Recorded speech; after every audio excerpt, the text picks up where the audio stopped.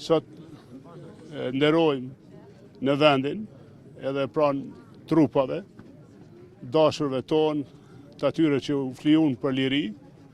pra në vendin e masakrës së Reçakut, masakrë që e kthej vëmendjen e NATO-s, të Amerikës për krimet serbe në Kosovë. Jemi mirënjohës ushtrisë të Kosovës, gjithë brezave që kanë luftuar për liri, përkulemi me respekt për jetë para të rënëve për liri këtu në Reçak, ashtu si përkulemi në Prekaz e kudo ku kanë ra dashurit tonë për lirinë e Kosovës dhe përjetësisht mirënjohës NATO-s dhe Amerikës për ndihmën. Takzojmë lirinë,